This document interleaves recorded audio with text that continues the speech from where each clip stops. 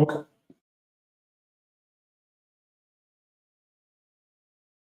Whenever you're ready. Hey, good evening, everyone. Welcome from Nipissing Community Center in Duchesnay. My name is Scott Flamand. I'm a consultant. I'm a financial consultant and a housing consultant. I've been working for Nipissing for quite a few years. I have extensive background in finance and personal and mortgages.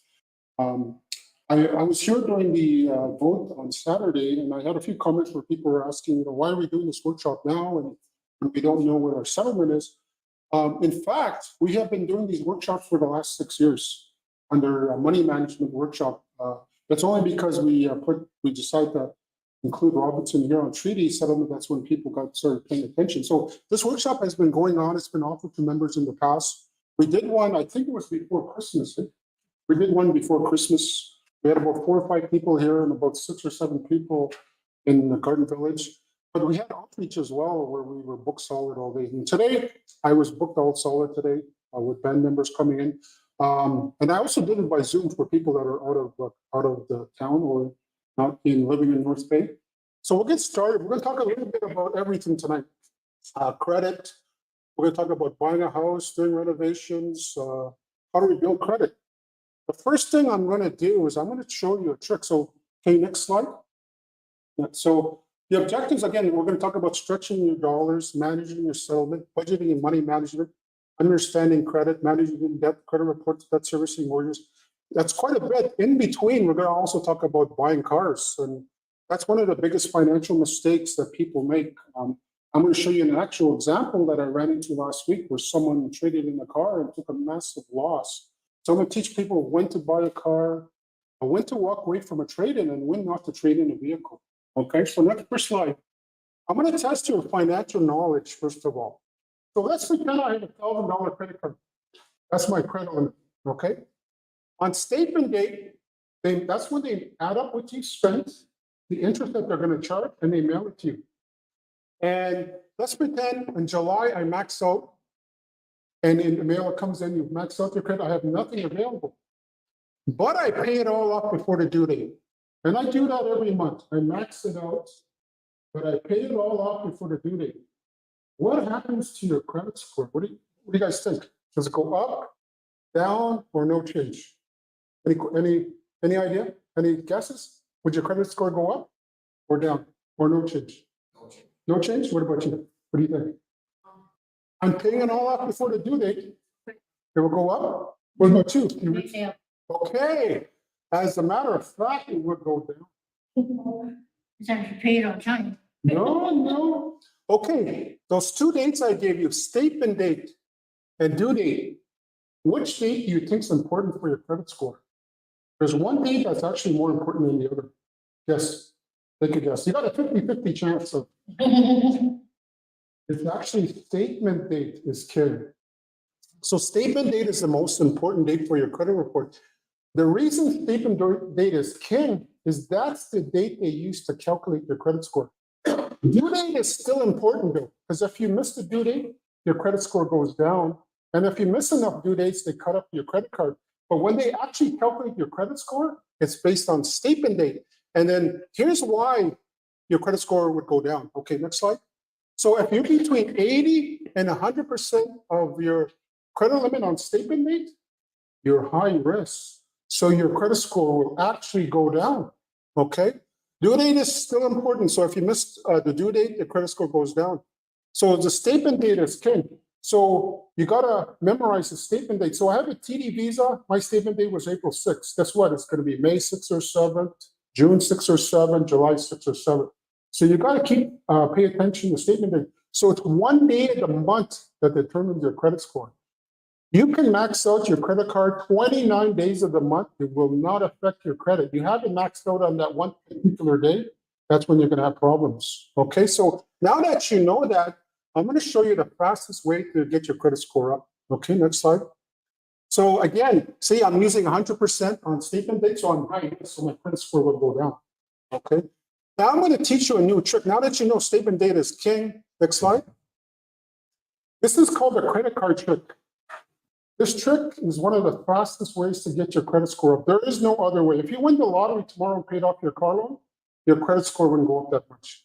You win the lottery tomorrow or get your Robinson Hero payment and do this. This is what's going to happen. So what you got to do is keep your balance at 30% or lower. If you can get it down to zero on statement date for 3 to 4 months, your credit score will shoot right up. This is the fastest way to get your credit score. There is no other faster way. So this Robinson Huron is a great opportunity for people to do this trick. Now, did you know it's harder to get a car loan than a credit card? How many people believe me? It's harder. It's harder to get a credit card than a car loan. Why? Why is it easy to get a car loan? You ever see North Bay on Kingsway in the subway? They have signs: no credit, bad credit, bankruptcy. We still approve you. How did they get away with that? What do you think? It's because the car loan is secured by the card. So if you don't pay, they repo the card. But a credit card is unsecured, so you need a higher credit score. So now with people with bad credit, I help them rebuild credit through a credit card. Now you're wondering, now you're really confused. You just told me that you need a good credit score to get a credit card. Well, there's a product available on the market. I think Desjardins might have one, but the most popular one that people use is Capital One. It's called a secured credit card. And what that does is, because if my credit is so bad, I have to actually provide a security deposit. So if I want a $300 or $500 credit card, I have to give them $500 security deposit. They hold it up to a year. And they give me a credit card with a $500 limit. And that's what I get people to do to rebuild their credit, a secure credit card. So with this Robinson Huron money that's coming in, if you have stuff in collections, you should pay it off, get a secured credit card, and you can rebuild your credit. So this Robinson Huron money is a great opportunity for people with bad credit to kind of fix their credit very quickly. So if you get it, now if you have more than one credit card though, you got to get all three. Like it just doesn't work on one. So if you have 3 credit cards, you got to get all 3 under 30. Line of credit is just a credit card. So if you have 2 credit cards and a line of credit, you got to get all 3 under 30 for this trick to work. Okay, next slide. So here, look at this. In July, I owe 300, so I'm at 30%. Maybe in August, 200, I'm at 20. And maybe here, 10%. You see that? And if I do this trick, guess what? My credit score will shoot up. This is the person. The other way. Now, if you told me, hey, Scott, that's me. I max out my credit card every month, but I can pay it off. You know what I would tell you? I would tell you, why don't you max out your credit card after the statement date, right? And pay it before the next statement date. You know why? Your balance at statement date will always be 0. So your credit score will shoot up. Now, I work with people who have bad credit when they get a credit card, like a Capital One, and they sit on it. They get the credit card, and you sit on it, and they don't use it. That's not going to work. You have to use the credit card because you have to establish a payment record. So when you get that credit card, when you're rebuilding credit, you actually have to use it. So I always tell people with the Capital One, go buy a carton of cigarettes or go buy a tank of gas. Well, actually, a tank of gas is a bad example because you could possibly max out the credit card with today's prices. But anyway, get something, get home and pay your credit card. So you always got to memorize statement date, and statement date never changes. The only thing I'll tell you about Capital One, on Capital One, the statement date is a date range. So it'll say June 1st to June 28th. So you know it's the 28th is your statement date, the last date of the range. Okay, or Canadian Tire credit cards, the same thing, I think. The statement date, you got to look for it. So when you look at your credit card statements, it's like, pay attention to the statement date, then you know what date. The other thing about this trick is sometimes it takes 4 to 5 days for processing. So let's pretend your statement date's on the 28th and it takes 4 to 5 days to process a payment. Then you should be making a payment on the 24th so that it's reflected on the 28th. And in the meantime, while that payment is being processed, don't use your credit card. Because as soon as you make a purchase, it shows up right away. But it takes sometimes, like a Canadian Tire, I think people said it's 4 days before it shows up. So you gotta factor in that 4-day lead time. So if it's statement date is 28, you want to pay Canadian Tire by the 24th or the 23rd so that it's reflected on the statement date. Okay. How many people knew about this trick? Pretty neat, eh? Now you got to pay attention because I got other tricks up my sleeve, but you got to pay attention. Okay. Okay. So we're going to talk a little bit about the Robinson Huron. Okay. Next slide. So again, manage your settlement. Maybe we want to pay debts, renovate your home, purchase a home, investments in cars. Notice what I didn't put up there. And I purposely didn't put quads or 4x4s because I think, I mean, really, I mean, I don't think those are luxury items today. I think we should concentrate. I decided to purposely talk about these items because quads and RVs and side-by-sides, I think if you're going to buy those, you know, and if you're struggling financially right now, I think it's a bad idea to invest in something like that. But these are some of the things I talk a lot about. So number one, pay off your debts. Okay, so next slide. The rule of thumb is we pay off the high interest credit cards first. So that's credit cards, line of credit, payday loans. And then if you have stuff in collections, you should go there and repay it. Now the rule of thumb on collections, it's 6 years. So if you had something in collections 7 years ago, don't worry about it. It's within that 6-year range. So if you have something in collections from 2 years ago, you got to pay it off, or you're going to have to wait 4 years, because that's the whole point of a credit bureau. It stops other lenders from touching you because you have something in the collections. The only people that are going to lend money to you is those high-risk lenders. You know, Money Mart, they don't have a problem with collections, and that's why they're going to charge you 29, 30% on a loan. So that's why you got to be careful on that. Again, pay off your Nipissing First Nation debts. Again, you know, I'm a housing consultant by trade, so I work with a lot of First Nations. Housing debt is quite a bit in a lot of First Nations, so obviously you want to pay that. Again, lump sum, if you have a mortgage, do a lump sum payment on your mortgage. Now, it's subject to restrictions, though. You got to contact your lender and you got to ask what's the maximum amount you can put in without a penalty, because there are penalties, some of the mortgages. For example, on my mortgage in Sudbury with TD Bank, the most I can put in any one calendar year is 24,000. So if I put 30,000, they won't let me. They'll put 24. That's the max I can put in, and it's a lump sum payment. Now, for people who have not renewed right now, you should be making a lump sum payment. I've met a lot of people who still have mortgages under 2%. Guess what? The renewals, if your renewals within the next 2 years, you're not going to get 1.95%. That's why I'm telling people do that lump sum payment before your renewal comes up, because you want to get your principal balance down before you renew. And people that have already renewed, a lot of them have renewed short term, like 1 year or 6 months, because right now, if you're locked in, a lot of them, I had one person that's locked in at 7%. That's quite a bit of high interest rate. When I bought a house in 93, my mortgage interest rate was 7.5%, which was the best at the time. But my brand new house only cost $128,000 to build. So I didn't have to deal with these crazy house prices like today. You have 7%, but your houses are like 500,000 or 600,000. So it's a double whammy. Again, pay off car loans, recreational. So car loans, you got to be careful on car loans. Like I've seen some car loans with very competitive interest rates. So typically, if it's under 3%, I've seen some car loans that were still competitive. Again, maybe don't pay those out. The other thing too is the rule of thumb when I teach people about debt management.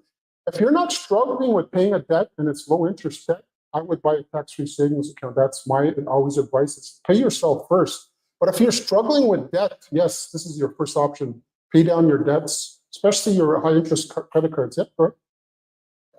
Lump sum payment on the mortgage, just check. Did you put a lump sum down and talk to the mortgage to try to get more payments taken out? No, you're restricted by that. If you do that lump sum payment, that's it for the year. Until next year, for the year. Until it's a calendar year though. So January 1st, so let's pretend you guys get your money, I don't know, September or October. You could put, let's pretend yours is 24,000. So you could put a 24,000 in September when you get your money. Then calendar year, January 1st, you could put another 24, but then that's all you can put in for the calendar year. But you would pay it off in January, right off, because then you're not doing interest for the whole year. So again, that's for people who are still at the low interest rate. You should be putting down lump sum payments right now, because I hate to tell you, you're not going to get 1.95% again. I don't know if we'll ever see those rates again. I mean, I think the lowest, your guess is as good as mine where interest rates are going. It's just kind of scary. Not only is it a double whammy with the high construction costs, but you're dealing with these high interest rates. So again, it's a lot of people, I've been telling them, just go short term for now, because they are at record highs. The problem, though, is once they start lowering interest rate, all the people are going to run to the housing market, and they're going to drive the cost of housing even more, which means more inflation, which means higher interest rates. So it's kind of a reverse psychology. So it's kind of, I like, you know what, even when interest rates were low, I always locked in 5 years because I like that comfort of, 1.95. I could have got under a variable, but I said, no, I don't want to worry about interest rates going up. I'll just take the 1.9 for 5 years. I'm comfortable with that. It's very competitive. But a lot of people didn't. And, I talked to a waiter in Toronto at Pearson. His mortgage went up $800 a month because he was on variable. So that's the thing about variable. You couldn't get hit by these larger pay cuts. Okay, next one. Okay, renovate. Again, you want to increase the value of your home or extend the useful life of your house. So you want to take care of these repairs. You should get your house inspected by qualified and also get renovation work inspected. I know in reserve, typically in Nipissing, I work with a lot of reserves. When people get their own renovations with their own money, they typically don't get their stuff inspected, but you should. You should get your stuff inspected before the work begins. Because one of the things that's going to happen is if you tell a contractor, I want a 10 by 12 extension, and that's all you say to the contractor, guess what? You just give them a blank check. They're going to put cheap flooring in there, cheap wood, cheap windows. If you get it inspected and someone to write up your specs, going to write what type of flooring you want, what type of windows, 2x4 construction, all this, it's all going to be in there. So that's why, and then you also want the work inspected, even though you're paying out of your pocket, you're not obligated, but I think you should get your work inspected. Okay. Again, hire a contractor, check for references, insurance, liability, especially workers' comp. If someone falls off your roof, you're not going to be held responsible. Okay, next slide. So typically, these are some of the stuff. If you're going to do kitchen cabinets, anywhere from 20 to 30,000, it's in the range is 250 to 600 per linear feet. Excuse me, I just did my kitchen during COVID. I did it during COVID, and it was 25,000 without the marble, or what do you call it, the granite countertop. So I could spend about 25,000. Again, this is going to last a long time. New roof, if it's steel or asphalt, and again, I'm looking at a typical 1,000 square foot house. Asphalt's anywhere from 10 to 15,000. That's material supplied, installed. If you go with a steel roof, it's about 12,000 to 20,000. Again, steel roof is better because it's going to last a lot longer than the asphalt. Renovation, bathroom, anywhere from 15 to 20. If you're going to go with new bathtub, new fixtures, new plumbing, new vanity, you're going to do a new wall system. So it's going to cost you a lot, especially if you go tile. If you go tile bathroom, you're going to spend the extra, but it's going to look beautiful. New flooring, anywhere from 5,000 to 20,000. Like if you're doing hardwood floors, obviously you're going to pay premium price. And then painting your house, again, anywhere from 2,000, 3,000. You're looking at $2 to $3 per square foot. And we took a 8 by 12 deck, pressure treated. You're talking $20 to $30 a square foot. So anywhere from $2,000 to $3,000 before you would look at that. New furnace, anywhere from 8 to 12,000. I know these prices because my son's a heating guy in Sudbury. He knows what these prices are. So it's pretty up to date. New siding, 8 to 16,000. If you go just cheap vinyl siding, you're talking 8,000. You can go hardy board too. That's going to cost you a little bit more, but it's going to look a lot better. And then central AC, anywhere from 3 to 4,500. And now for the men in the audience, how about a man cave? A detached 2-bay garage with a slab. If you're talking about just the shell with the doors and windows and a slab, you're talking probably 30 to 35,000. But if you're talking about electrical and insulating it all, you're going to hit about 60,000. The slab alone will cost you a lot of money because it's usually a 10-inch slab. Then it's going to be reinforced by rebar. So again, these are kind of the costs that you're looking at. I did my garage 8 years ago before COVID. Again, it was a two-bay garage, and the slab alone was 11,000 back then. So it's probably, I would say, 20,000 for a slab today, probably. So it's a lot of money. Okay, next slide. Investments. Now you got to be careful here. Now, I always tell people, go see your investment counselor. Like if you're with TD Bank, you go see TD Wealth or VM. But some of the things you should watch out for is when you invest money, the tax implications. You got to be careful. So if you work off reserve and earn taxable income, you should max out your RSP contribution. How do you find out what your maximum is? It's your notice of assessment that you get from Revenue Canada every year. You go to that one, it'll have how much you can contribute every year. You can also max out your spousal RSP. So if you have a wife or a husband, you can max out their RSP contribution. Again, you got to go to the notice of assessment you get from Revenue Canada after you file your income tax. you'll see an amount, the maximum that you can contribute. And then the next one is tax-free savings account. Last year was 6,500. Now, if you've never invested in a tax-free savings account, you can actually, this number should be 95. So if you've never invested in a tax-free savings account, you can go retroactive to when the tax-free savings account started, and you can invest up to 95,000. Why is this a popular? Actually, more people are taking the tax-free savings account over the RSP. You know why? Because this is all tax-free. Any money you make inside the tax-free savings account is tax-free. Any money you pull out is tax-free.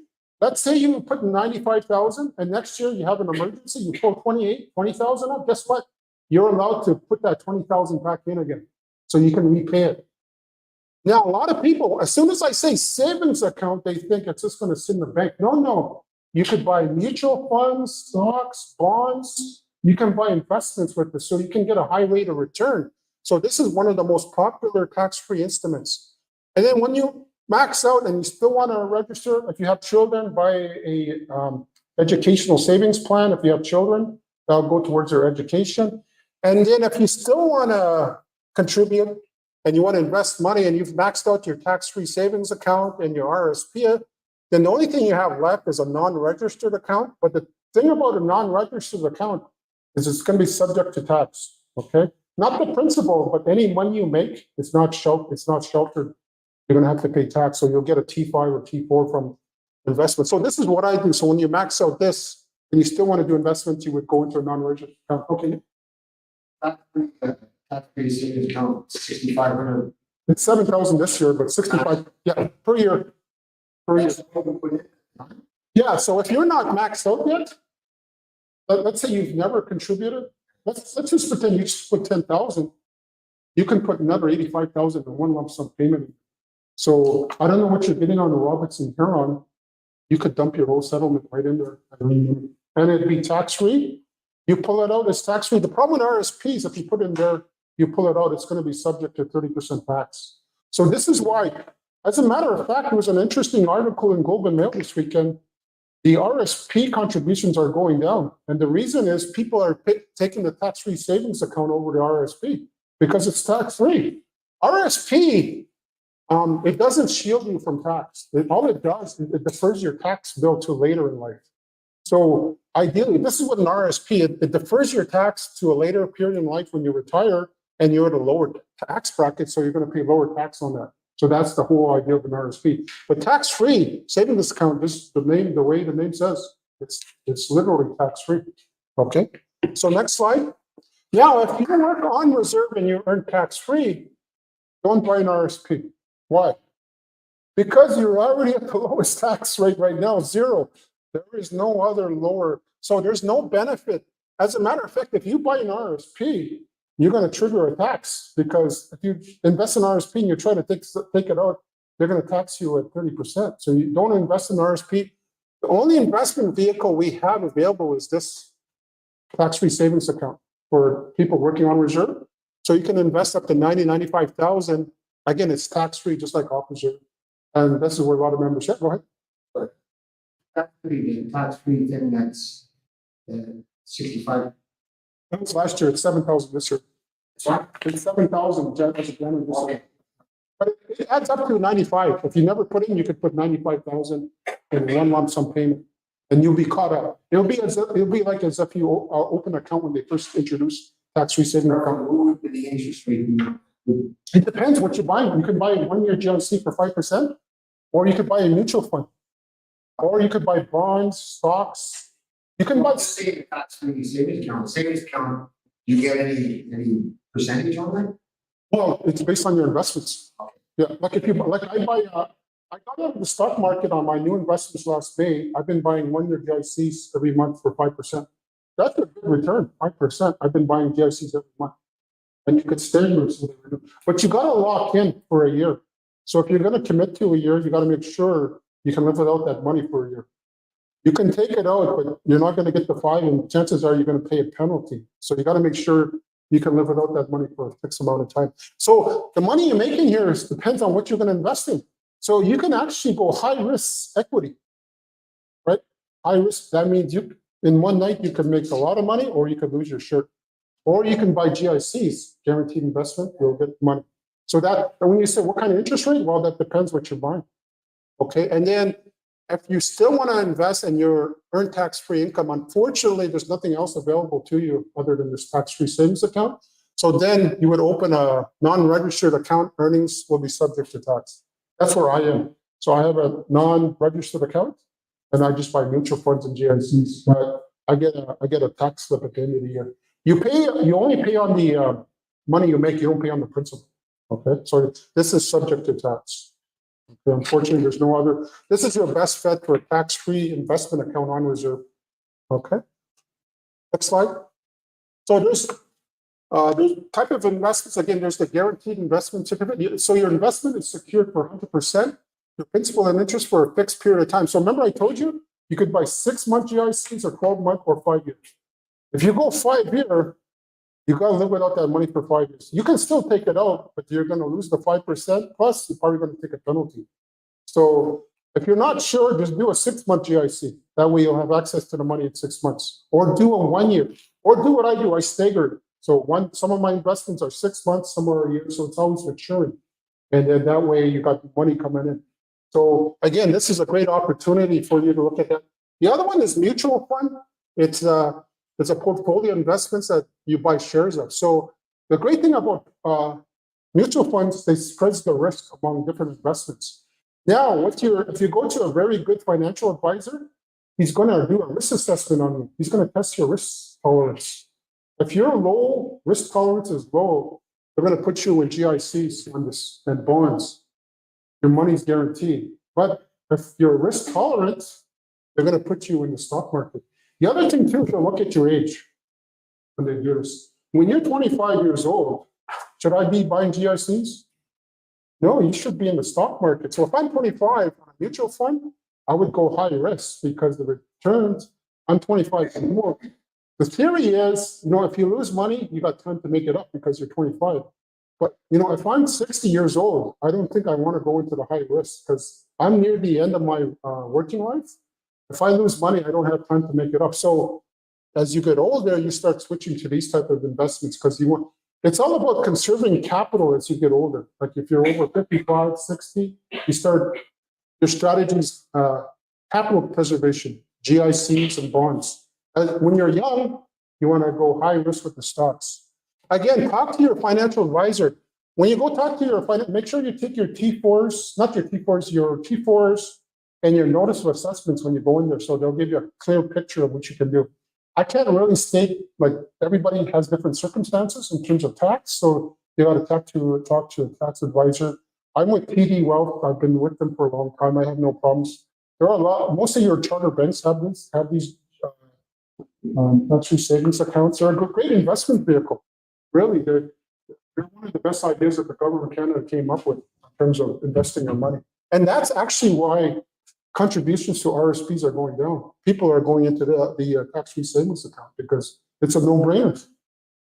Now, the problem with them, why people didn't take them up initially, they seen savings account. They thought it's just a bank account. No, they didn't realize that you could buy stocks, bonds. It's a whole investment portfolio that opens up. Okay, next slide. Okay, car loans. So the best time to buy a car, if you're going to buy a car, is actually November, December, January. Why? Why is November, December, January popular good to buy cars? Yeah, there's something happening. What's coming in stock? Yeah. So 2024 vehicles in November, December, you're going to start seeing these sales coming up. In January, I bought my truck in January. It was a year coming off the new year because they got there's 2025 stock coming in. So they're pushing out the other thing too is I kind of tell people, you should try to buy a used car because you can actually get good used cars with a warranty. A lot of them still come with long warranties. Obviously, you can still end up with a lemon, but you can also end up with a lemon on a new car. So the chances are the same.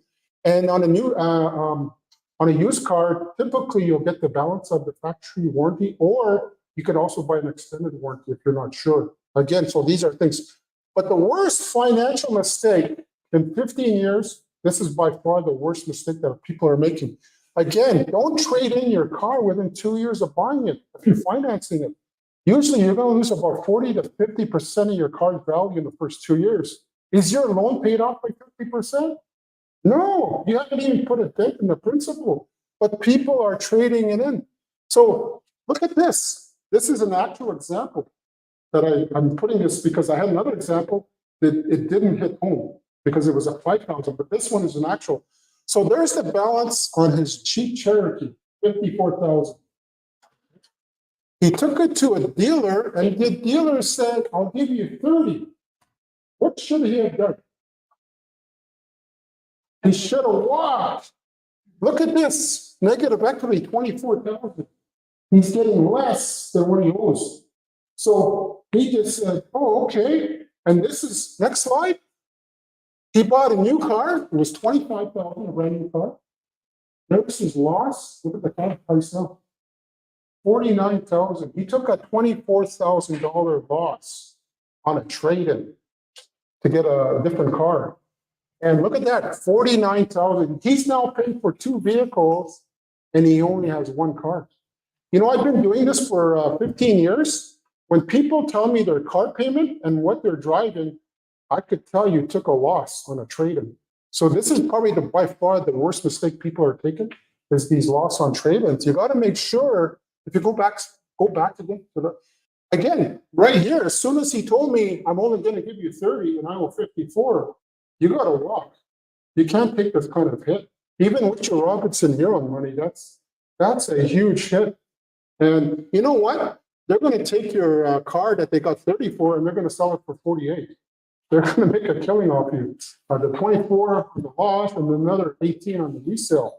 So you got to be careful how you do this. And that's why this is one of the biggest. And I've seen car payments, and usually car payments is why people can't get a mortgage or their dream house is because the car payments are so. I seen a car payment of $1,900, and this girl traded in her car 3 times in 5 years, and it was for 86 months. You know how the salesmen get you? They say it's only $40 more a week, or that doesn't sound bad, but it's for 8 years, 86 months. People don't factor that in. This is a long-term. That's a long time to finance a car. Now, before COVID, the average car payment was $700. Guess what it is today? It's $1,000. You know what that was before COVID? That's a $200,000 mortgage. That $1,000. So car payments are getting out of hand. So you got to be careful. That's why I tell people, if anything, you should. If you want a new car, you should go look at used. You're going to save lots on used cars. And then to protect yourself, make sure there's a balanced factory warranty or get an extended warranty. And then buy it from a reputable dealer like a Chevy dealer. I don't know about those guys on the side of the highway. They're kind of sketchy to me. You know, they could be there 1 minute and you drive by tomorrow. They might not be there tomorrow. So you got to be careful. Any questions on that? You see how this guy took a massive trade loss? So even if you had Robinson here on, that's a big hit. You're throwing away 24,000. Any questions on that? So again, just walk away. Okay. So we'll talk about stretching your dollars. Again, I'm going to teach you how to budget. Next slide. So we're going to talk about a budget. You know, if you find money's tight, if you don't know where money's going, if you have problems paying off debt, again, this is where that Robinson here on. And you know, when I help people structure their debt or pay off their debt, we always look at the high interest stuff first. We take care of the high interest stuff first, and then any long-term credits, we take care of that. And then if you don't save money, now there is a trick to savings. When I teach people how to save money, you got to treat savings like a bill, like your hydro bill or your car payment. So here's how we used to save in the old days. You'd have your paycheck, here's my bills, and whatever I have left, I'll save. But we never save, we blew that money. So what you got to say is, here's my check, here's my bills, and in my bills is my savings. And whatever I have left, I can go. But I always tell people, pay yourself first. That's why you buy tax-free savings account. If you're on bi-weekly payments, you know, start out with a month, you're not going to miss like $25. And slowly, you know, do 75, $30, increase it every year. So that's kind of the strategy to saving, is you treat it as a bill. And pay yourself first. Okay, next slide. Again, you need money to pay off debt. You want to buy a car home. Now, I'm old enough to remember in the old days, you had to put a down payment down on the car. You couldn't walk off the dealers without putting some form of down or a trade-in. And there was no such thing as 86 months. Back in the day, the longest you can go was 48 months. And then they went 60, 72, now they got 86 payments. And the reason they're going 86 payments, 86 months, is because the car prices are going way high. So what they're doing is they're stretching out the payments so that they're affordable, but there's interest on those 86 months, and it's a massive hit. So that's all they get you. Again, same thing with the home. I'm going to talk about home ownership as part of your Robinson Huron, using your money as a down payment. The higher your down payment, the lower your mortgage payments are going to be. And then maybe go on a vacation. Are you a seasonal worker? Does your income change? And you have money left over at the end of the month. So a lot of people live paycheck to paycheck, but more people live paycheck to 4 days before the next paycheck. You know, what are they using? They're using either credit cards, or worse, payday loans. And if you get on payday loans, guess what? That's a vicious cycle. You borrow 500, you get paid 500, you go pay them 500, next day you're there to borrow that 500 back. And it's a vicious cycle. You cannot get off. It's a treadmill. So people on payday loans, Robinson Huron, again, this is a perfect way to rebuild credit, get out of those payday loans, get out of that credit. And like I said, Robinson Huron presents a great opportunity for people with bad credit to restore their credit, because they can pay off their stuff in collections, get out of those high interest payments, get out of those payday loans, and then get a secured credit card and start building the credit. So this is this is a great opportunity I see for people to get back their financial health back on track. Okay, next slide.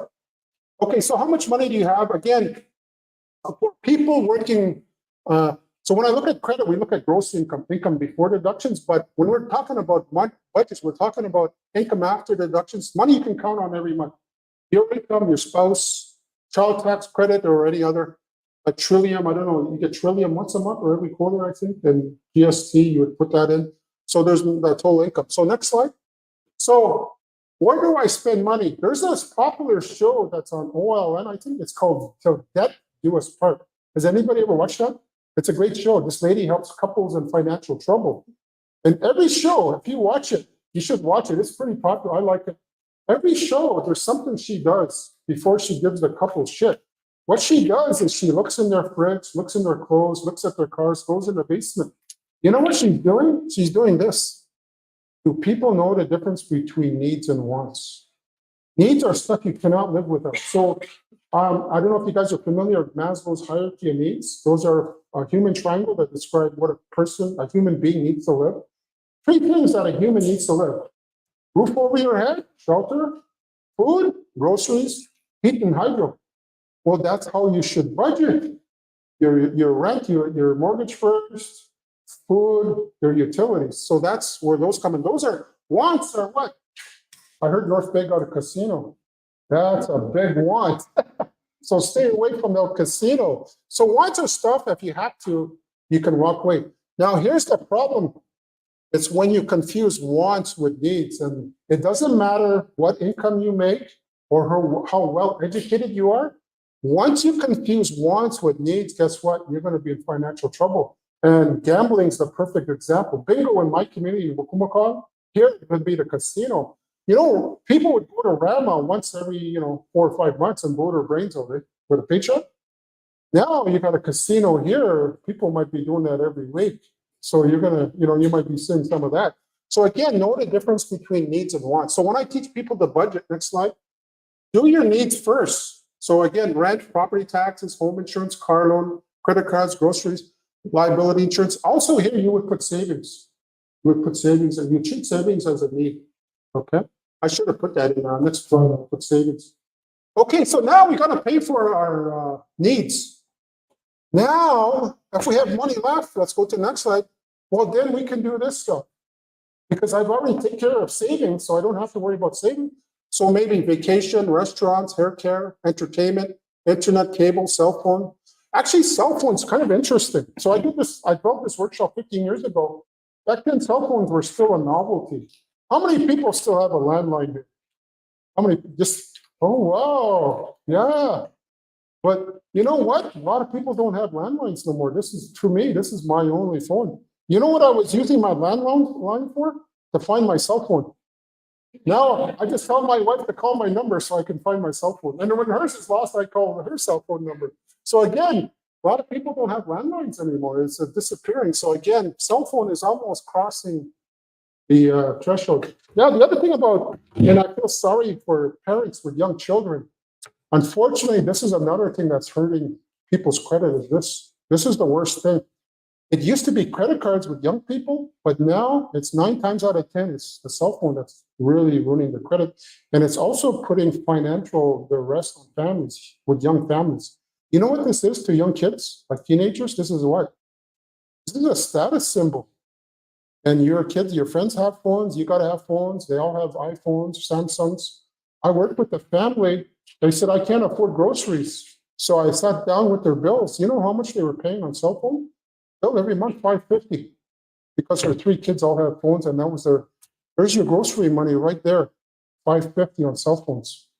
And I said, you got to get pay as you go, pay for the phones.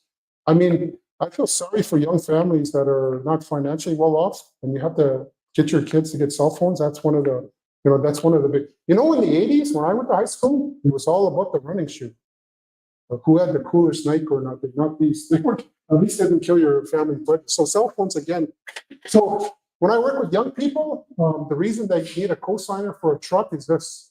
The other thing about cell phone, you got to pay the balance off. If it's Roger says you owe 80, you pay 80. Don't put 40 down and carry the balance over, because you know what? Your credit score is going to go down. You're short $1 your cell phone payment. Guess what? Your credit score goes down. Overpay. So if it says 84.92, put 87 on. Overpay. So this thing has a lot of influence on your credit score, especially people, not the pay as you go, but it's the people who have this on their credit. Okay. Again, these are some stuff that are kind of wants. Next slide.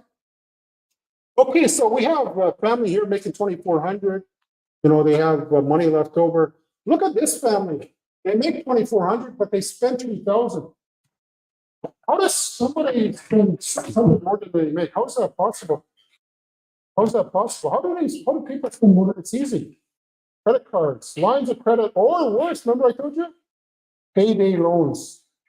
So on that show, if you watch it, she'll say, if you keep this up in 5 years, it's going to be $250,000 in debt. She's kind of exaggerating because Visa will cut you off long before that. Don't worry. Are these guys in trouble here? The ones that are spending 600 more than they make? What do you guys think? Are they in trouble? Yeah. Can they do something? Yeah. And if you watch that show, you know what? Can I cut 600 out of here? Needs? Can I say, okay, we're cutting our grocery bill 600, we're not going to eat all month? No, you can't do that. Or I'm going to skip a mortgage payment. We're not paying the landlord. No, you can't. Up to 2,100. You can't cut that because it's a need. What can you cut? Well, your wants 600. Once you cut 600 out of there, that's what you'll balance your budget. So if you watch that show that I was telling you about, Till Death Do Us Part, that's where she takes the axe to wants. There were some episodes where there was a guy in a beer league. You guys know what beer league happens after the beer league game, right? They all go to a bar and eat wings and have about 12 beers each. And then they play twice a week. It starts to add up. I had another episode, and this is kind of describes me too, where the guy, he wasn't working in the construction industry, but I'm like this at Costco. He would go into Canadian Tire, those middle of the rack, he would see a power tool and buy it. And she went in the basement, and the basement was full of power tools in the original packaging. So that's where his money was going, and he was not a carpenter. I'm like that in Costco. I don't know if you guys go to Costco, that middle section, that's where, one time I was going in there to get bread, and I come home with a 9,000 watt generator. Why, I don't know. I still have the generator, but I probably fired it up about twice in about 6 years. So again, I'm guilty of it, because if anything is going to get you in trouble, it's impulse buying. And even though I teach you not to do it, I'm guilty of it too. I'm a sucker for those little those bins that Canadian Tires do. They're very smart. When you're lining up to pay, and you start looking around and you see these neat stuff in the bins, then you start buying. They're very smart at marketing. Okay, next slide. So if your income is greater, then you can save for rainy day fund, down payment on a car, retirement fund, vacation. Okay, next slide. Now, if your income are greater than this is on that show, you cut your wants. Again, eat out once a month or cheaper restaurant. Cut your internet or cable. Actually, I never watched Netflix until March of 2020. What happened March of 2020? COVID. Now, guess what? I don't have satellite TV anymore. We're all 100% online. But you know what? I find my all my subscriptions are starting to add up. I got the Disney, I got the Prime. Actually, you get Prime for free because my wife's on that. She's on some kind of membership. And then you got your Disney, and what else is there? Yeah, it's like it's starting to end up jacking in those prices. Now I'm kind of adding up. It's almost equaling my satellite. But you know what? They get you because I only watch Disney Channel for that little, what's that little guy? Yoda. That's the only show I watch under. What's that called? Well, anyway, that's the only reason I watch. Star Wars? Yeah, Mandalorian. That's the only reason I got Disney. I don't have no small kids in our house, so we just get that for Mandalorian and the other shows. But that's it. I don't watch anything else on that. Okay, now again, buy a smaller car that is easier on gas. I think that's the way of the future, given the gas prices today. And it looks like we're supposed to get rid of gas cars by 2035, which is actually not far from here. Me personally, I'm not sold because Northern Ontario, in the cold, that battery loses 40% of its charge. And I don't feel like sitting at a gas station for an hour charging my car. You know, that's I'm not sold on this EV stuff until it goes 1,000 miles and 2 minutes for charging. Then I'll jump on. But right now, I wouldn't. And plus, a new battery costs like 26,000 or something. If you yeah, and the backyard mechanic can fix that. You got to take it to the dealer. Okay, again, don't lend money. Right now, you know, in the old days, they had if you missed the bank, you were screwed till Friday. Then they have bank machines. Now you can do e-transfer in the middle of the night at 3 a.m. Okay. The other one is FB. You guys know what FB stands for? You guys call it Facebook. I call it Family Bank. You know why? When I turn my FB on Facebook, and there's a message like, I already know what it's about before I even see the message. 9 times out of 10, it's lend me money. You know what it's for too? For gas, right? You know, I mean, you're driving a big truck, you can't afford the gas. There's that right away. That tells you something. You can't afford this. You know. The other thing, when I moved back home to Wicomakong, I was living in Sudbury for about 30 years. I was noticing some unusual activity at the gas station in the winter. Everybody and their grandma was at the diesel pump with jerry cans, and I couldn't figure that out. Why is everybody buying diesel? Well, in Wiki, the #1 fuel source of the furnace is heating oil, which is diesel. So when you buy heating oil in Wiki on Manitoulin, you don't buy 50. The oil companies don't come there and put $50. Then they come and fill that up, and that's $800 or $900. So if you're on OAS or a CPP, there's no way you can do that. So that's why a lot of people are going to get jerry cans, and that's how they're heating their house all winter with these jerry cans. So everybody smells like diesel and then diesel. Again, don't lend money. Okay, next slide. Again, if you can't meet your needs, this is the big problem. That means you can't afford basic needs like your shelter or everything else. One of the things, you know, if you got rockets in here on, you would pay your bills. But there's something called a debt consolidation loan for people that are working. This is a good thing. I've done it about 4 or 5 times in my life. I'm an accountant by trade. I wasn't in financial trouble. What a debt consolidation loan is, they take all your high interest debt, or even your car loan. You got to be careful on that. They roll it into one loan and then one payment. And sometimes that payment's smaller. So if I added up my current debt load is $800 per month, if I do a debt consolidation, your payment could drop down to $450 or $500. So you're saving $300 a month. But they cut up your credit cards, and you just tell them keep one, which is a good thing, because you got to keep one credit card at least to rebuild your credit. So if you do a debt consolidation loan, what happens to your credit score? What do you guys think happens? Does it go up, down? What do you guys think? Well, actually, in the short term, it's going to take a dive, you know why? Because you're applying for credit. But in the long term, it's going to go up. Why? What's the balance on my credit cards? Yeah, so, and if I keep one and I keep it to 0, that's what I tell people. After you get your debt consolidation loan, do that trick I showed you on that, keep it down to 0 for 5 months, your credit score is going to shoot right through the roof. So again, that's why debt consolidation is good. A, you're going to save on interest, and B, the amount of money that's leaving the household, and C, your credit score will go up in the long run, you know, because your credit card balance will be at 0. And if you keep it at 0 for a couple of months, it's going to help your credit score quite a bit. Okay, next slide. Okay, money management, again, plan for future major purchases. Impulse buying, that's the worst case, that's gonna get you in trouble. I'm guilty of it. I went for an oil change. Guess what I came out with? Brand new car. The salesman got me when I was in the showroom and took me for a test drive. You know, I'm guilty of some of these sins that I'm talking about not to commit, but you know, I'm human too. Again, so not set financial goals, know your financials. Again, manage your credit, avoid paying the minimum payment, save for emergencies, and then really pay your bills on time. Next slide. Again, know the difference between needs and wants. Pay your high interest. Again, eat out once a month, bulk buy groceries, brown bag lunches. Now, I always tell people they should buy, when you buy a house or a car, you should buy the life insurance. You know why? If the breadwinner dies in the household, guess what? All the bills are taken care of. I don't like paying for life insurance, but you know what? I know my mortgage, all my debts will be paid off. My family's not gonna worry about having how we're gonna pay for the house now that debt. No, it'll be paid off. I'm not too sold on disability. If you're working, chances are you have group insurance. If you work for Nipissing, you guys got group insurance? Well, there's your disability right there. So if you get hurt on the job, it's workers' comp. If you get hurt off, it'd be under your group insurance. So you're covered as a bad employee, or if you work for the government. Okay, next slide. Again, understanding debt and credit. Okay. Again, keep track of your spending, make a budget. Keep your credit cards. Avoid the buy now, pay later. Who's famous for that? Don't pay for 36 months. Who is that? That's the furniture guys, eh? Let's pretend I bought furniture for $5,000, and if don't pay for 36 months, what happens on the 37th month? I haven't paid it down. What's going to happen? Yes. So instead of owing 5,000, now I'm going to owe 8. So you got to be careful. So if you're going to take these guys up on, make sure you pay it on the 30, get it all paid off. Now the other thing I learned, and I learned this in Nova Scotia from reading credit reports, for people, you got to go in there and tell them to close the account. They don't close that account, even though you paid it off. I learned that when I was looking at credit reports, and I went to, and I would see Leon's, and I said, oh, you have an open account at Leon's. And they said, well, no, I paid it off last year. No, it's open.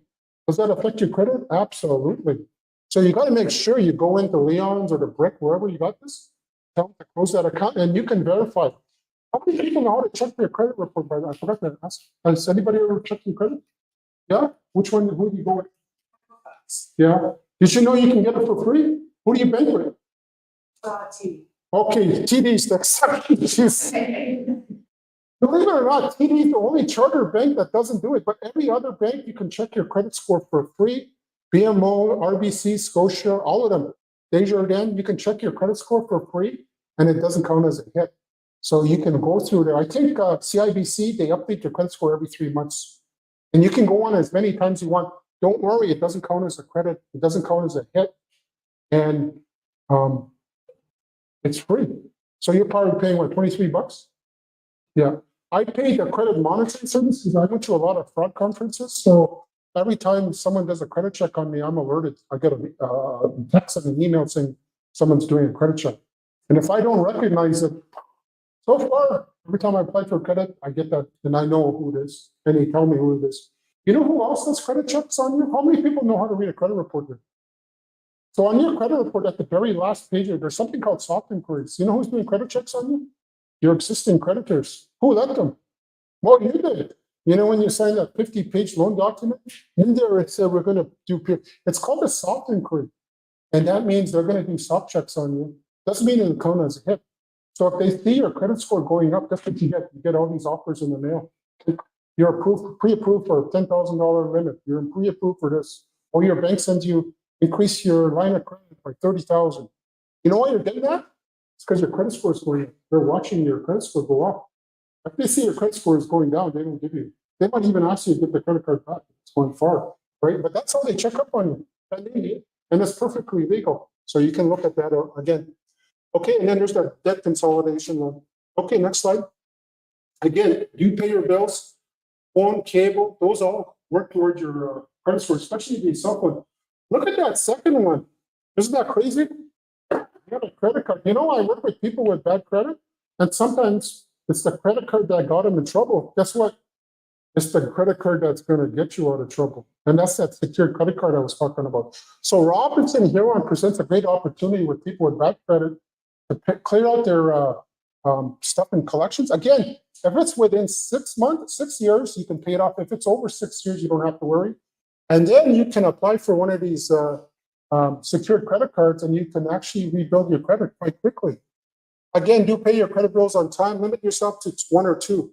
I always say Visa and MasterCard. What's the problem with American Express? What's the problem with American Express? Anybody know? Anybody know what the problem with American Express? I'll give you an example. You know when you use your Visa at Walmart, let's say you go to Walmart and you spend $100 on Walmart with your Visa. Guess what?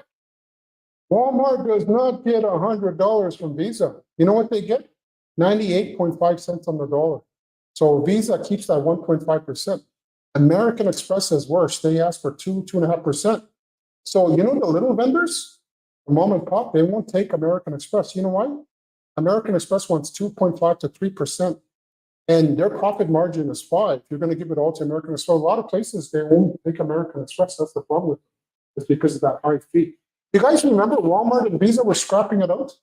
Walmart was threatening Visa to pull their machines out. You know why? It's because they were fighting over this fee.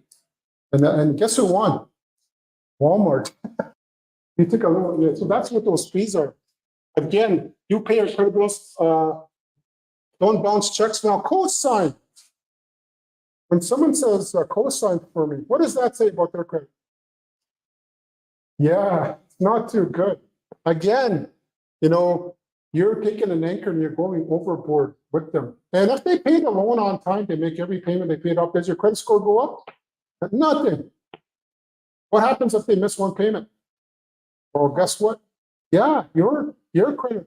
The other thing too, this reduces your ability to borrow. So let's pretend you co-sign for somebody to buy $800 a month truck. Guess what? When you go for a loan, that $800 gets counted against you. So that means your buying power is reduced by $800 a month. It's your debt. That happened to me. I co-signed for someone, and then I went back and tried got a car. They said, no, we want you to pay this off, but it wasn't in my name. They said, it doesn't matter. You co-sign, it's yours. So again, I learned the hard way. Again, don't default on loan payments or pay bills after the due date. Okay, next slide. Again, good debt represents RSPs, investments. Bad debt is cash advances, luxury items. Next slide. Okay, we're going to talk about credit reports. There's 2, Equifax and TransUnion. Like I said, you can get these free at the bank, or you can do it. If you're a TD customer, then you have to go buy it, unfortunately. I don't know why TD Bank doesn't do it. What's on there? Anytime you apply for credit, it's on there. In 6 years, stay on there for bankruptcy. And then if you have something in collection, same thing, 6 years. Okay, next slide. What's on your credit file? Again, date of birth, SIN number, employment history, credit status. Okay, what about social media? Did that affect your credit? How many people think social media can affect your credit? Anybody? Yeah, it does. How? It's called identity theft. Don't put your birthday on Facebook. You know how old I am on Facebook? I'm 75 years old. Don't put your birthday. You know what? Your SIN number.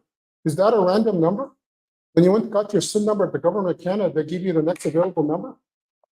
No, it's linked to your birthday.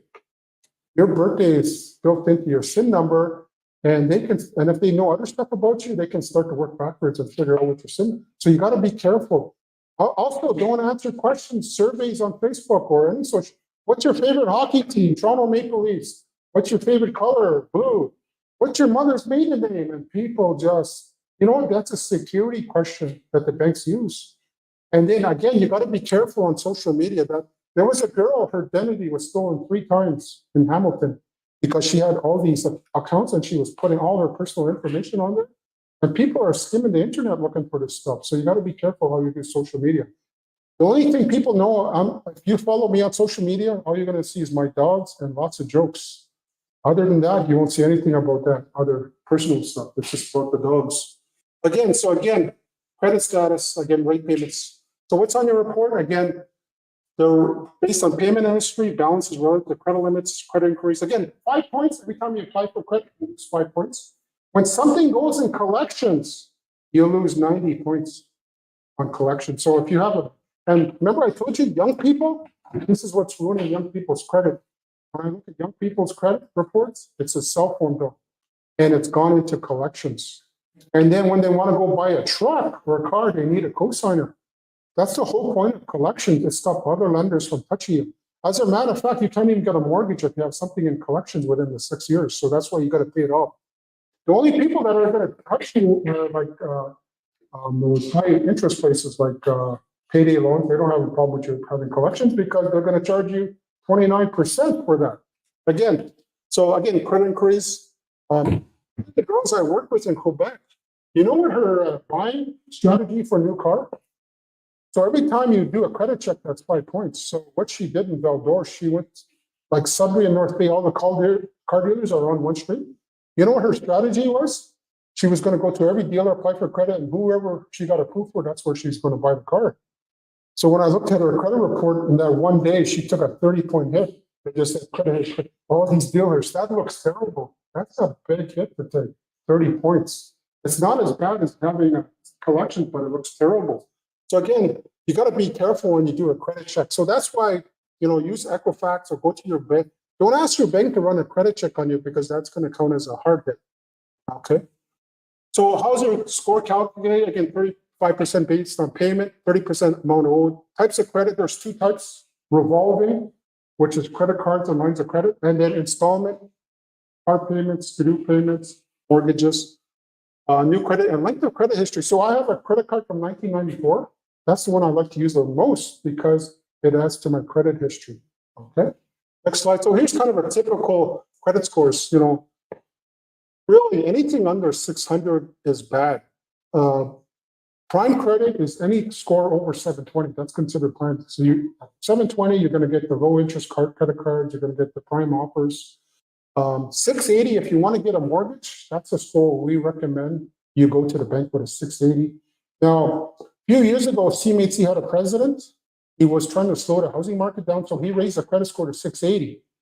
And then they got a new president, and she lowered it to 600 to get a house. But the bank said, they're still going to use 680 as their guide. You still can get approved for under 680, but now when I work with people on house loans on reserve or anywhere, I just tell them, let's get 680, that way we don't have to worry about nothing. And then I'm absolutely certain they'll get it. But again, you can get up to 900. That's a perfect score. Oh, is it difficult? Yeah, I think it's difficult. That means your credit card balances are all at 0 all the time. Okay, next question. Next. Again, repairing bruised credit. Again, how do you repair bruised credit? And then this is where the Robinson Huron takes a great opportunity to restore credit. Again, how do you get too much credit? Well, pay some bills, which are Robinson Huron money, right? Bad credit history. So again, if you have something in collections with your Robinson Huron money, this is the great opportunity for you to get out of the payday loans, the high interest dealers, and get out of the collections, pay off what's in collections, and then get a secured credit card with your Robinson Huron money, and then you can start building credit quite quickly. It doesn't take long. Again, bankruptcy, if you claim bankruptcy, unfortunately, you got to wait 6 years for that as well. Okay, next step. Again, pay your bills on time, and look at that, get a credit card. Like I said, this builds your score. And then add an installment loan if you can to your credit card. They want to see that you can handle both. Okay, next slide. Again, get your balances below 30% of credit limit. Remember that my first slide? If you can get them lower. You guys missed that with the credit card trick. I was telling people to get your credit score up, what you got to do is get your balance under 30% on statement date for 3 or 4 months. And if you do that, your credit score is going to shoot up. That's the fastest way to get your credit score up. And that's why I'm really pushing people into credit cards. It's not that I get a commission from the credit card. It's just the fastest way to get a credit score up. Okay, next slide. Again, use your credit cards. Likely, your credit score pays a lot of attention to the amount of credit you're using versus your credit limit. Again, that's that utilization rate. Okay, next slide. Again, check your limits and dust off an old credit card. Like I said, I have a credit card from 1994. That's the one I like to use the most. Again, this one will give you a lot of weight in terms of your score. Again, check your limits. Okay, next slide. And again, don't apply for too many credit cards. And there's that thing. Unfortunately, you got to pay off collections. If it's within 6 years, pay it off. If it's over 6 years, don't worry about it. That doesn't mean they won't stop chasing you. I know people with, from 10 years are still being chased, but they don't really have to pay. So again, paying off collections, that's one of the best things you should do with your Robinson Huron money. Is if you have something in collection, get out of your payday loans. This is going to be a great opportunity for a lot of people in Nipissing to restore their financial health. If you have good financial, credit score, your mental health is a lot better because you're not worrying about debts and bills. I tell people, you don't even have to be rich. You just have to be smart about what you do. And what's going to kill you is if you start confusing, remember, needs with wants. If you go down that road, that's what's going to kill you. And remember I said, it doesn't matter how high income or well-educated you are. If you watch that show I told you about, you're going to see people that are doctors, lawyers, and they get reckless with their money and they don't know the difference. So again, pay attention to that. Okay, next slide. So now we're going to talk about owning a house. So remember I talked about renovating. Now, this Robinson Huron also gives you a great opportunity for a large down payment. Now, for most of our loans, including Nipissing, if you want to build a house on Nipissing, the minimum down payment is 5%. But that's the minimum. Maybe you could put, I don't know what you're going to get, maybe a large chunk percentage down, and then your mortgage payment. So what they do when you qualify for a mortgage, there's two rules they look at. They have GDS ratio, gross debt servicing. That's a mouthful. So I call it housing affordability. So when a banker gives you a mortgage, your mortgage and utility costs shouldn't exceed 32% of your gross monthly income. That's the max mortgage you can get. But the most important ratio is called a TDS, and that's called total debt servicing. That is where you max out your credit. So when a banker looks at you, we only look at 40% of your gross monthly income for debt obligations. You know what the other 60% is for? That's for your groceries, your car insurance, all of that. That's what that. So 40%, that's where you max out your credit on your gross monthly. So that's what bankers say. Some people, when bankers say max out credit, they think we're talking about a credit card. No, we're talking about this. And once you hit 40%, you can't borrow it down anyway. Actually, you can borrow money at 40%, but that's what you're going to be borrowing about. Money market, payday loans. They don't care about this ratio because they're going to charge you what? 29%. They don't care. If you go to a bank, they'll cut you off right at 40 or 41% on a mortgage. So this 40%, I have to fit your car loan, your credit card debt, and a mortgage in this 40%. That's all I have to work with. Okay, next slide. Again, loans are approved on strength of, what does this mean? Again, good credit, income sufficient to support a mortgage. Good job. 2 years is for recent college graduates. You got to wait 2 years out of college to apply for a mortgage. And current debt load's not too high. So in the package, we have the first affordability rule. Okay, next one. So again, in the package, we do have handouts here. We would add up your debts. So here, your personal loans, lines of credit, card payments, student loan, credit cards, other loans, debt payment, total monthly debt payments. Okay, next slide. There's the first affordability rule. I'm going to show you how to fill these out. We're going to do a case study. This is the GDS. Next rule. Next slide. The second affordability rule. I'm going to show you how to fill these out. I'm going to give you a case. We're going to go to a case study. And you're going to see what a bank looks like when you come in. Okay, let's go to the case study. Okay, we have a married couple who both worked and they rent an apartment. Guess what? As soon as I see rent, guess what? That's not a debt obligation. Why? Because they don't own it. So that rent payment that they make, it doesn't factor into their debt load because they don't own it. It's living costs. But as soon as they say mortgage, then we have to add it. But because it's rent, we don't count it. Okay, his income is $45,000. Her income is $34,000. They have a Visa credit limit of $10,000. Their balance is $34.50. They have American Express for $25,000. They have balance $11.20. They have a loan of a TD Bank for $25,000. They pay $425. They have a Leon's credit card. The balance is $3,000. Oh, sorry, the credit limit is $3,000. The balance is $2,900.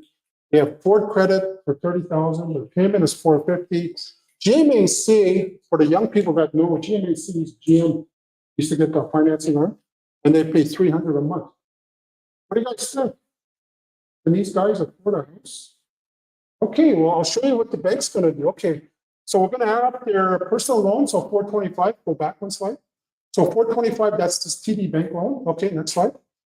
Car payments, 750, so go back. That's this 450 here, and that 300. Okay, look at this now. Visa. Now, people don't know when you go to the bank for a mortgage, credit cards or line of credit, they treat you as maxed out. Even if I was zero, why would the banks treat you as maxed out on a loan? Does anybody know? What can you do with that credit card 5 minutes after you walk out of the bank? Max it out because you have access to it. So they're going to take 3% of 10,000. So if you go back one slide, they don't owe 10,000, they're only 3,400.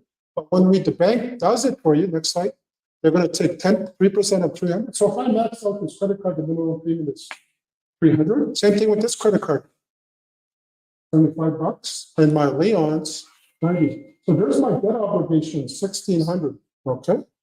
So notice what's not on there. Cell phone bills, car insurance, rent is not included in this calculation. Even if I'm paying $2,100 a month in rent, we're not going to use this in this calculation because we're only looking at debt obligations. That's where I borrowed money. Even cell phone is not on here. Even though that's effective credit, it's not treated as debt. Okay, next slide. Okay, so, excuse me. There was his income, 45,000 divided by 12, 3,750. Her income, 34,000, 2,800. There's their combined monthly income is 6,500. I take 32% of that. That means that the biggest mortgage I can give them is 2,100 a month. At today's interest rates, that works out to a little over $300,000 mortgage, roughly. Something like that. But I have an old rate in here. Next slide. Now, there's their income 6,500. Remember I said the banker only looks at 40% of your wages? This is where they max out their credit at 2,600 a month. That means I can't borrow more than 2,600 a month. How much are they using? Well, they're using 1,600 of this 2,600. So go back 2 slides. So this, yeah, right there. That's 1,600. They go forward. It's being next slide. It's being applied to this 2,600. So I only have 993 for a mortgage, which really is not enough. But we looked at an old interest rate. I got to update this table. Go next slide. Back when interest rates were 4%, they would get something like a $175,000 mortgage. That's where that would fit. So that's how you get a loan.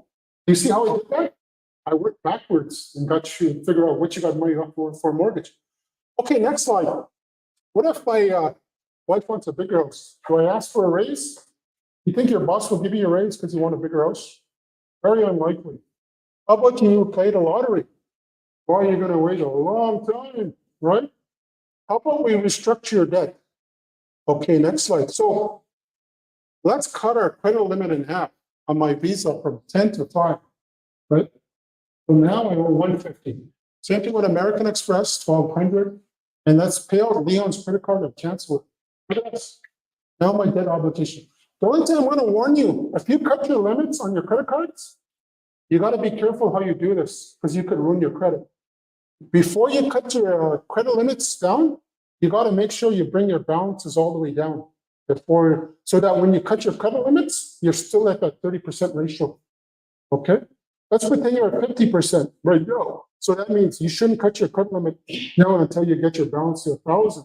Then you bring your credit limit down. If you bring your credit limit down first without bringing your balance down, now I'm at 80%. Now I become what? High risk. So my credit score. So you got to make sure before you bring your credit limit down, get your balance way down first, and then bring down your credit. So be careful how you do this. Okay? Do you understand what I'm saying? Got to watch that 30%. So you got to say, what's my new credit limit? What I'm going for? You take 30. Let's say I want to go down to 5,000 from 10. So that means I can't. I got to get it under 30% of 5,000. What is that? 1,500. So if I have a $10,000 credit card, I always got to keep it below 3,000. But when I get it down to 5,000, I got to keep that balance under 15. So I want to make sure my new balance is under 1,500 before I lower my credit limit to 5,000. That way, it's still under that 30% hard. I've seen people lower their credit limit without doing that, and their credit score took a dump. Remember that first slide I told you? 89% credit limit? That's where they ruin their credit. So you got to be careful. Okay, so now, sorry, the debt obligations are 1,300. Okay, next slide. So I didn't get a raise, so me and my wife, we still make 6,500. We still max our credit on the 2,600. But now we're only using 13, so now I got 1,200. And then back in the good old days, obviously I got to update this mortgage table. Okay, next slide. Now I'm up to about 250. You see, I went up 75,000. Did I do the lottery?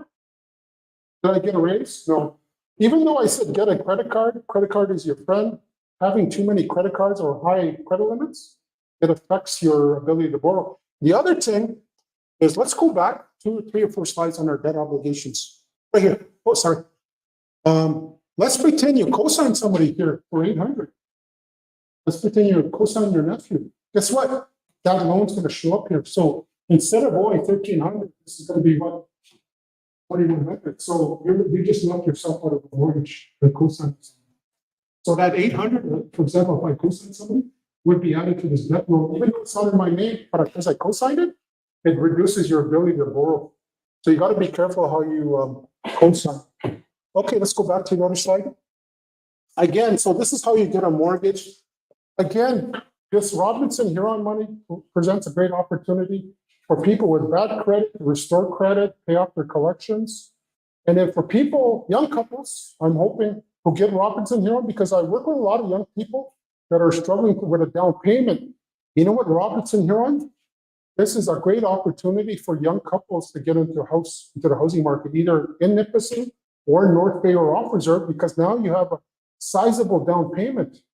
If people ask me how much should they put it down for your Robinson Huron, I always say if you can afford it, put it all down. Because the more you, because I'm only saying that because of the high interest rates right now. Because the interest rates are like at 5%. If you can put a big mortgage payment down, and if you can afford to put all of it down there, I would. But again, you know, pay your high interest debt first, and then consider. And then if you're an existing homeowner, you're allowed to put a lump sum payment every year onto your mortgage. So that would help, because again, you're in a high interest environment. And if you're like me, I have a 1.95% mortgage. It's coming due next year, 2026. I've been putting extra every month because I'm not going to get 1.95 when I renew. I already know that. So if you have a low interest now, you should be paying before you renew, because the interest rates are going up. Well, they're not going to be at 1.95. Okay, so that's why I recommend. So this Robinson Huron money, it's a great opportunity for people to pay off debt, to look at buying some assets, doing investments. Again, on the investment side, make sure when you go to the bank, take your T4 with you, especially if you work off reserve, because your notice of assessment will show how much you have RSP contribution room. And then if you never contribute to the tax-free savings account, you guys can put up to $95,000 in one shot. The other great thing about a tax-free savings account, let's say you put 95 and 2 years later you have an emergency and you need 20,000, you could pull that money out of your tax-free savings account, tax-free, and then you could repay it back later. So you don't lose that limit. You could put it back in later when you can afford it. You have an emergency, so that's the other great thing. That'd be your emergency fund. If you have to, you can go in there. But the other thing too is if you buy a GIC, though, you're locked in for a year. So sometimes maybe don't buy a GIC, just buy a mutual fund. That way, if you had to, you can cash it out quickly. But if you buy a GIC, you're locked in to that 1 year or 6 months. And so again, this Robinson Huron is a great opportunity for a lot of people. I'm really hoping that young people, get a mortgage, because a lot of young people cannot afford a house now because of the high cost. But I'm not sure what you're getting. We know you're getting something, but this is a great opportunity for people to get into home ownership. And, build a house here or North Bay or wherever you're from. Okay. Any questions then? There's not any questions online? No questions? Yeah. The difference with the rates and conversations and does it matter? No, there is no tax free. People thought if I deposited, there's a branch here, it's tax free. Your only tax free investment is that tax free savings account. Remember I showed you? That's an off reserve. That's a lot of people actually. There's a study that RSP contributions are going down. You know why? People are putting in all their money to tax free savings account because it's just a no brainer. Where else can you get a tax free income? You make money, it's tax free. You pull it out, tax free. If I pull money out 20,000, I need it for emergency, I can put that 20,000 back in later. So you could borrow off it or use it as emergency fund. As long as you don't buy a GIC, you can't crack it because a GIC, you're locked in for a year. If you're not comfortable with locking in your money for more than a year, go 6 months to GIC. But GIC, if you guys are not, if you're scared of the stock market, you can go guaranteed investment certificate. 1 year, they're over 5% right now. They're still, but it's coming down. I got one GIC for 5.4, I think in the spring. That's a great return. Doesn't sound like a lot of money to you, but those are record highs for GICs. Yeah. So it's a great opportunity. This Robinson Huron money is gonna, if you manage your money well, you could do quite well with this. And I'm hoping people don't squander their money. And I deliberately didn't put cards to do, because I'm hoping people invest their money in a house or do renovation in their house or pay some debt off. That's what you should be doing. And actually, on Saturday, there was a young fella that came and talked to me because I was here if people wanted to talk to me, they were to come and talk to me. And he told me he wanted to buy a truck, and automatically, without asking, I assumed big pickup truck with big tires to drive around Nipissing. And I said, no, you don't want to, that truck's going to be worth nothing in 4 or 5 years. Well, then he said, no, transport truck. He's got his AC. Oh, yeah, because you're going to make money. That's great. Like he said, this young kid is telling me this. He wants to buy his own transport. I don't know if you're going to get enough to buy a home, but it's going to be a sizable down payment, and he wants to make a living doing that. So to me, I told him that's actually a great investment. I was surprised to see a young kid say that, because I automatically assumed he was going to buy a pickup truck, with the big tires. And drive around here. So again, that's why I didn't put really odds on there, and because I've kind of discouraged people. Let's not squander our money. You know why I'm saying that? Because I work in other communities out west where they had large cash payouts from bank claims. I worked in Siksika, Alberta. They got $1 billion, $2 billion from the government, and they did a massive cash out. So I went in there 2 weeks before the cash out, and I was there for a week, and I met with 100 people, and then we did these workshops. And unfortunately, people did end up buying quads, canoes, and now guess what? They're all for sale. All for sale because they can't afford them. They need the money. So that's what happens. But young people, you live and learn is what I say. So anyway, that's kind of are there any questions? Any questions? No questions? Did you learn a lot tonight? Tax-free. I just look at, they say it's the patent. It's for 7,000. 7,000 this year. Okay. So I want you to put it in. That's it. But if you have a spouse, you can put hers in. So then, if you and your spouse, that's 180,000 to put it. I don't know which. If you got 180 on your, then you can max out your spouse's and yours tax-free savings account, and then make good income off that. Yeah. The tax savings, that every year, I think it goes up. Yeah, it's been going up. And then each year you can max it. Yeah. So you pay it in January or you pay it throughout the year, as long as it's a calendar year. It goes by calendar. So remember, I said maybe your tax-free savings account. Maybe you guys, I'm just saying this, I'm not sure. That's what you guys get your cash out in November. I'm not sure if that's true. Let's say you get your check in November. Then you can put the maximum 95,000 in November. And then January 1st, you can put another 7,500 right off, and that take care of you for the whole year. I'm saying it's 75, I don't know what it is, it might go up. It's been going up every year. So now, then you're gonna have 103,000 to start the year in January. And then if you have a spouse, you can max her if you have enough. I don't know what you guys are getting. If you're getting that much, then yeah, that's what a lot of people upwards are doing. They're going to max because it's just a no-brainer because it's tax-free. You pull it out, it's tax-free. And if you need money, you take 20,000, you can repay that 20,000 later, put it back in it with no restrictions. So I think it's just a no-brainer. This tax. Oh, it's just a joke. Yeah. It's a great.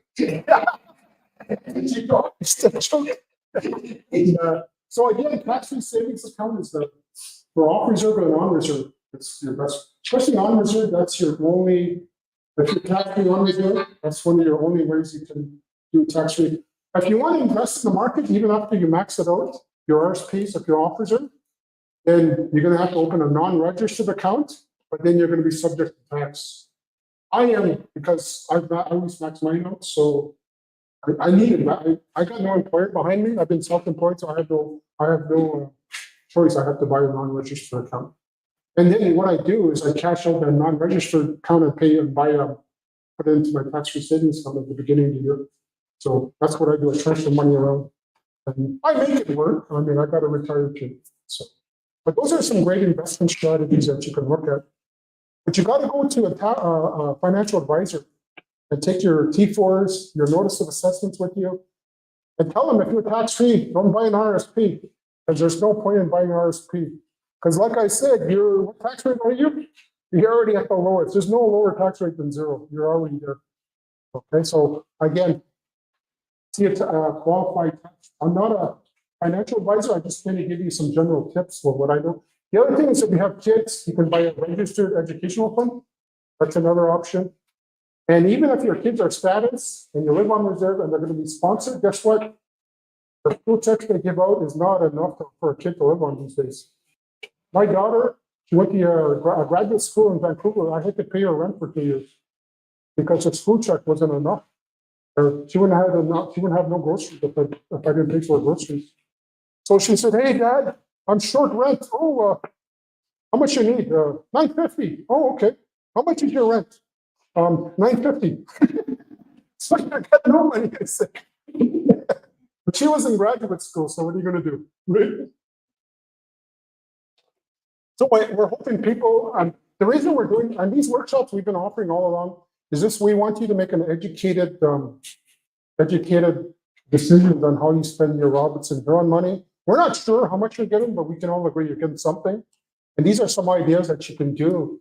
And I'm hoping young people get into a house, get a mortgage. This is a great opportunity. It's not great with the interest rates, but at least you got a sizable down payment to put in.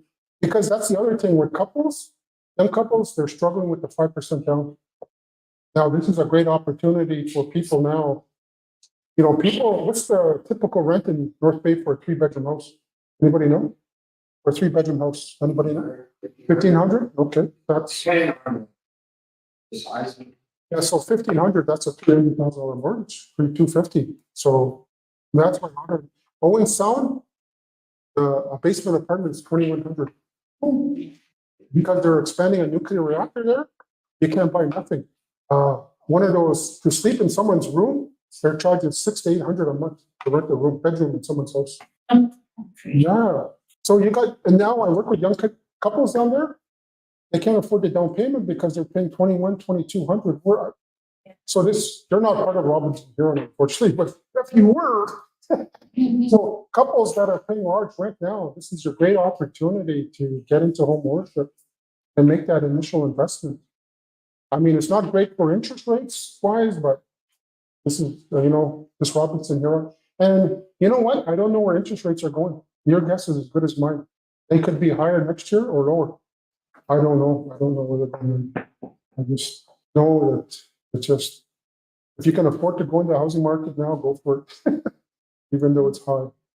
So I used to tell people to wait, but now I don't think, what's happening is the government's creating all this demand. So people have been waiting because interest rates are high. Now that they're dropping, you know what's going to happen?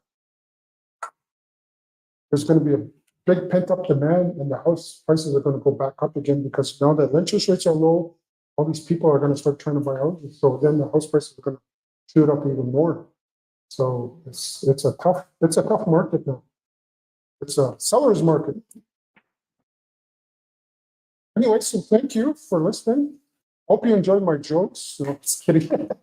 So tax-free savings account, guys, that's the way to go. If you don't share what you want. You know what? If you don't know what you do with your money, park it in a tax-free savings account. And if you don't want to buy a GIC, you can buy a money fund. It's pretty safe, a money fund or a mutual fund. And then park it there until you decide what to do with it. Okay? I have my record back. Wondering if I got another account, Yeah. Yeah, you should get. then my normal account that I have. Yeah, it's a tax-free savings Yeah, I account. want to get another one just for the. Yes.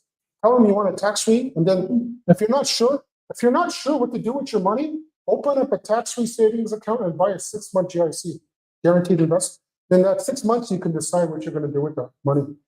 Don't tie it into a year if you don't know what you're doing, because then you might cash it out. Yeah. And you'll there's no point. Yeah, So 6 months if you don't know what to do. So thank you. okay, thank you very much. Yeah. Well, there's a